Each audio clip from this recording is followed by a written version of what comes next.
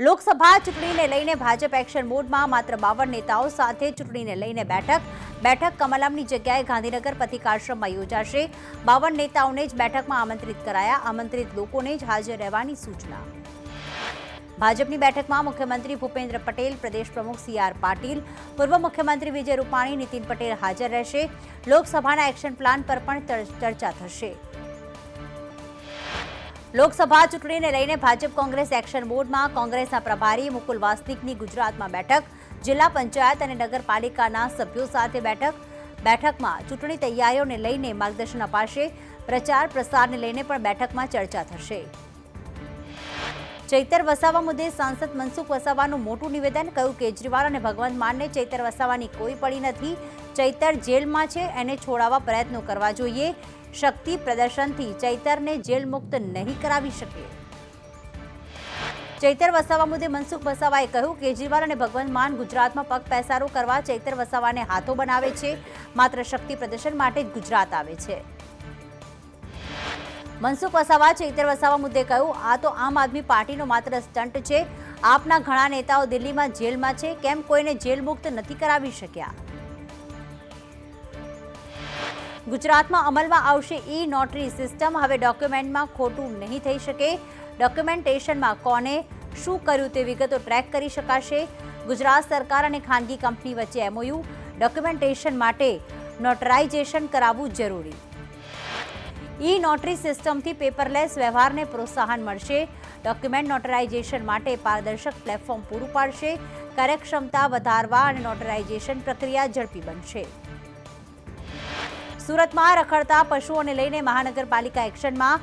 RFID tag registration માટે 1000નો charge વસૂલાશે। ગત વર્ષે પકડાયેલા પશુ છોડવા માટે અધધઃ દંડ વસૂલાયો। મહાનગરપાલિકાએ 1 કરોડથી વધુનો દંડ વસૂલ્યો। મહેસાણામાં તંત્રની લાલિયાવાડી, 10 રોડના કામકાજ ચાલુ જ ન થયા। જોબ નંબર ફાળવણી બાદ પણ કામગીરી નહીં। બહુચરાજીના પૂર્વ ધારાસભ્ય ભરતજી ઠાકોરે CMને પત્ર લખ્યો। રાજકોટના 150 ફૂટ રિંગ રોડ પર પાણીપુરીમાં સડેલા બટાકાનો ઉપયોગ, ફૂડ વિભાગે કાર્યવાહી કરતા સમગ્ર મામલો સામે આવ્યો। સાંજા ચૂલ્હા રેસ્ટોરન્ટમાંથી વાસી નૂડલ્સનો નાશ। અમદાવાદમાં GMDC ગ્રાઉન્ડમાં નેશનલ બુક ફેર યોજાયો। CM ભૂપેન્દ્ર પટેલના હસ્તે બુક ફેરનું લોકાર્પણ। 12 જાન્યુઆરી સુધી GMDC ગ્રાઉન્ડમાં બુક ફેર સાથે ચિલ્ડ્રન ફિલ્મ ફેસ્ટિવલનું પણ આયોજન। બનાસકાંઠાના થરાદમાં જાહેરમાં ઘાસચારો વેચનાર સામે કાર્યવાહી। 7 લોકોને ફટકારાયો દંડ। સ્વચ્છતા રખડતા ઢોરના ત્રાસને ઘટાડવા કાર્યવાહી। નડાબેટમાં 12 જાન્યુઆરીએ આંતરરાષ્ટ્રીય પતંગ મહોત્સવ યોજાશે। દેશ વિદેશના પતંગબાજો પતંગ મહોત્સવમાં ભાગ લેશે। જિલ્લા કલેક્ટરે અધિકારીઓ સાથે યોજી બેઠક। બેઠકમાં પતંગ મહોત્સવના અંગે ચર્ચા કરાઈ। રાજકોટમાં હજુ પણ દીપડાની દહેશત। મુંજકામાં ફરી દીપડો દેખાયો। મુંજકા અને મવડી વિસ્તારમાં દીપડાનું લોકેશન મળ્યું। રાત્રિના સમયે ખુલ્લામાં ન સૂવા વન વિભાગની અપીલ। સુરતના માંગરોળમાં વેલછા ગામે દીપડો પાંજરે પુરાયો।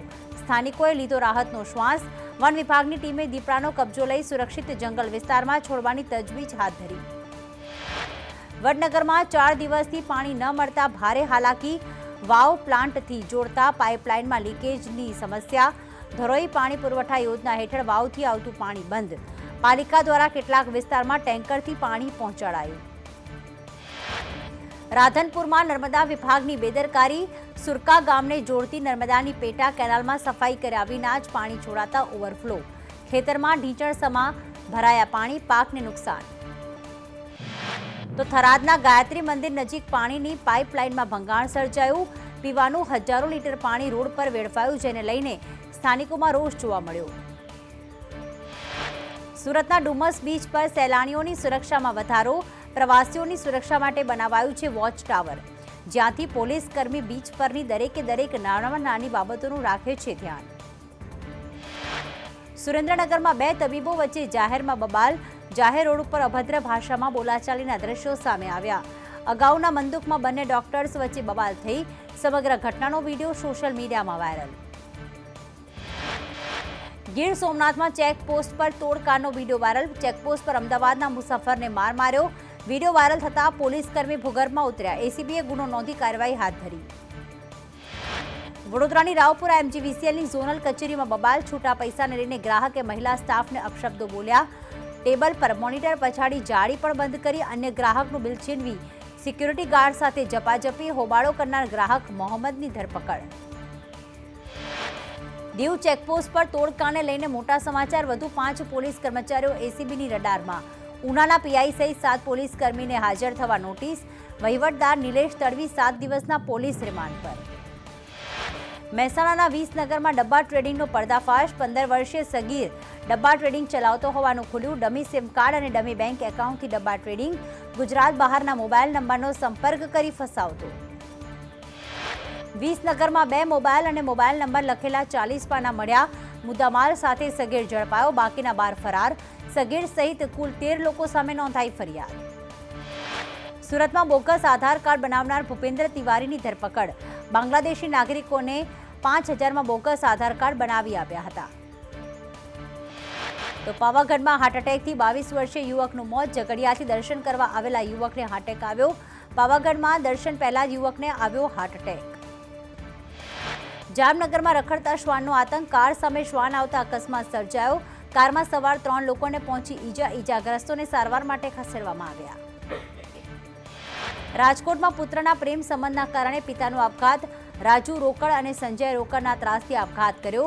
જમીનના સાટાખત કરાવી વધુ 25 લાખની કરી હતી માંગણી. બનાસકાંઠામાં કાર અને ટ્રક વચ્ચે ગોઝારો અકસ્માત. 4 લોકોના નિપજ્યા મોત. થરાદ ડીસા હાઈવે પર ખોરડા નજીક અકસ્માત સર્જાયો. અમદાવાદમાં AMTS બસ ચાલકે નશાની હાલતમાં અકસ્માત સર્જ્યો. નશામાં ચૂર ડ્રાઈવરની પોલીસે કરી અટકાયત. વાડજ પાસે પેસેન્જર ભરેલી બસનો અકસ્માત. સુરતના ડિંડોલીમાં ટેમ્પોની અડફેટે વિદ્યાર્થીનું મોત. વિદ્યાર્થી સુરતમાં માતા પિતાને મળવા આવ્યો હતો. ઘરેથી યુવક મિત્રો સાથે બાઇક પર ચા પીવા જતો હતો તે સમયે બની ઘટના. મહેસાણાના ઊંઝામાં કાર ડિવાઈડર સાથે અથડાઈ. એકનું મોત, એક સારવાર હેઠળ. કારમાંથી 288 નંગ વિદેશી દારૂની બોટલ પણ મળી. કારમાં સવાર યુવકો બુટલેગરો હોવાનું ખુલ્યું. આણંદ પ્રાથમિક શાળા નંબર 6માં વિદ્યાર્થીઓને પોલીસ મથકની મુલાકાત કરવા ખુલ્લી મિની ટેમ્પોમાં લઈ જવામાં આવ્યા. ખુલ્લા વાહનમાંથી બાળક પટકાય તો જવાબદારી કોની? સુરતમાં આંગણિયા પેઢીના કર્મચારીને બસમાંથી નીચે ઉતારી 80 લાખની સનસનીખેજ લૂંટ ચલાવી. સુરત ગ્રામ્ય અને શહેર પોલીસ વચ્ચે ફરિયાદ નોંધવાને લઈને વિવાદ. અમદાવાદ જ નહીં, દેશભરના સરદાર સ્મારકોને વિસ્ફોટક પદાર્થથી બ્લાસ્ટ કરવાની ધમકી મળી. ધમકીને લઈને BDDS SOG સ્થાનિક પોલીસે સર્ચ ઓપરેશન હાથ ધર્યું. ટેરરિસ્ટ 11ના નામે ઈમેલ કરવામાં આવ્યો. DYSPએ કહ્યું સાયબર ક્રાઇમ ધમકીના મેલ અંગે તપાસમાં જોડાઈ. 30 વર્ષના ઇતિહાસમાં પહેલીવાર આવો ઈમેલ આવ્યો હોવાનો સેક્રેટરીનું નિવેદન. સરદાર સ્મારકો મુલાકાતીઓ માટે આજે બંધ રાખવામાં આવ્યા. પોલીસે તપાસ કરી છે અને તપાસમાં કંઈ મળ્યું નથી. ધરમપુર વિજ્ઞાન કેન્દ્રને બોમ્બથી ઉડાવી દેવાનો ધમકીભર્યો મેલ મળ્યો. મેલના પગલે ચુસ્ત પોલીસ બંદોબસ્ત ગોઠવાયો. વિજ્ઞાન કેન્દ્ર સુધી જતા તમામ રસ્તાઓ બંધ કરાયા. અમદાવાદ કસ્ટોડિયલ ડેથમાં મોટો ખુલાસો. એસિડ પીવાથી આરોપીનું મોત થયાનું સામે આવ્યું. પોસ્ટમોર્ટમ રિપોર્ટ બાદ તબીબો દ્વારા પરિવારને જાણ કરાઈ. 58 લાખની ઠગાઈ કેસમાં મૃતકની થઈ હતી ધરપકડ. યોગ્ય તપાસ ન થાય તો મૃતદેહ ન સ્વીકારવાની પરિવારની ચીમકી. પોલીસ સ્ટેશનની અંદર એસિડ પીવડાવવામાં આવ્યું હોવાનું પરિવારજનોનો આરોપ. છોટા ઉદેપુરમાં છેડતી કરનાર તમામ આરોપી ઝડપાયા. પોલીસે તમામ 6 આરોપીઓને જેલ ભેગા કર્યા. સંખેડાના કુંડિયા ગામે વિદ્યાર્થીનીઓની કરી હતી છેડતી. પોરબંદરમાં હત્યાના આક્ષેપની અરજીના કેસમાં બાળક ઉત્તર પ્રદેશમાં જીવિત હોવાનું સામે આવ્યું. બાળક પાલક પિતા સાથે રહેતો હોવાનું સામે આવ્યું. પોલીસની 3 મહિનાની તપાસ બાદ પગેરું મળ્યું.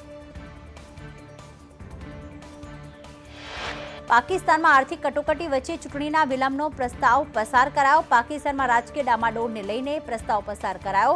પાકિસ્તાનમાં 8 ફેબ્રુઆરીના મતદાન થવાનું હતું.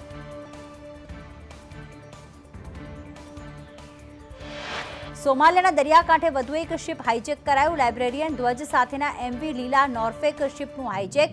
MV લીલા નોર્ફોક નામના શિપમાં 15 ભારતીય ક્રૂ મેમ્બર સવાર. INS ચેન્નઈએ 15 ભારતીય ક્રૂ મેમ્બરના જીવ બચાવ્યા. ભારતીય સૈન્યએ કહ્યું શિપ અને ક્રૂ મેમ્બર બધા જ સુરક્ષિત છે. અમેરિકાના કેલિફોર્નિયાના હેવર્ડ સ્થિત મંદિર પર હુમલો, મંદિરમાં ખાલિસ્તાન જિંદાબાદના નારા લાગ્યા. 15 દિવસમાં અમેરિકામાં હિન્દુ મંદિર પર આ બીજો હુમલો. ઈડીની ટીમ પર બંગાળમાં થયેલા હુમલા મુદ્દે મોટો દાવો. ઈડીએ કહ્યું 800થી 1000 લોકોની ભીડે ટીમને ઘેરી હતી. ઈડીના અધિકારીઓ સુરક્ષા દળોની ગાડીઓમાં તોડફોડ કરી.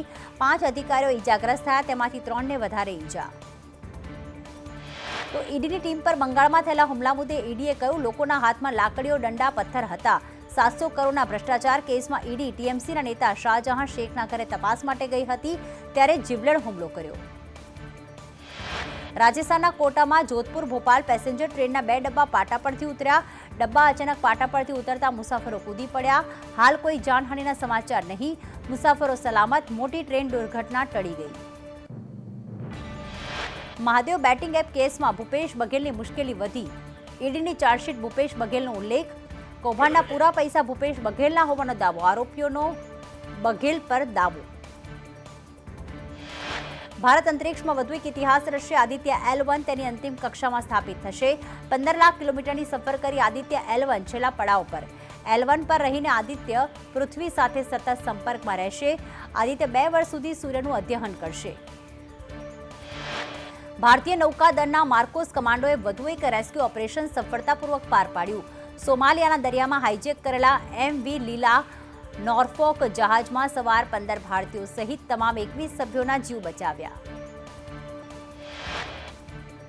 રામ મંદિરના ગર્ભગૃહમાં 2 મૂર્તિનો કરાશે અભિષેક. ભગવાનને પદ્મિની વેદીમાં બિરાજમાન કરી પૂજા વિધિ કરાશે. રામલલ્લાના અભિષેકની વિધિ 16 જાન્યુઆરીથી શરૂ થશે. 7 દિવસ સુધી ચાલશે અભિષેકની વિધિ. તો રામ મંદિરના પ્રાણ પ્રતિષ્ઠાની તૈયારીઓને આખરી ઓપ. ગર્ભગૃહમાં રામલલ્લાની મોહક કાળી મૂર્તિ સ્થાપિત કરાશે.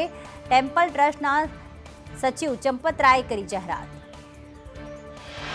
અયોધ્યામાં પ્રાણ પ્રતિષ્ઠા પહેલા કમર્શિયલ ફ્લાઇટ શરૂ. ઇન્ડિગોની દિલ્હીથી અયોધ્યાની ફ્લાઇટની પહેલી ઉડાન. 10 જાન્યુઆરીએ દિલ્હીથી અયોધ્યા, 11મી જાન્યુઆરીએ અમદાવાદથી અયોધ્યા અને 15 જાન્યુઆરીએ મુંબઈથી અયોધ્યાની ઉડાન શરૂ થશે.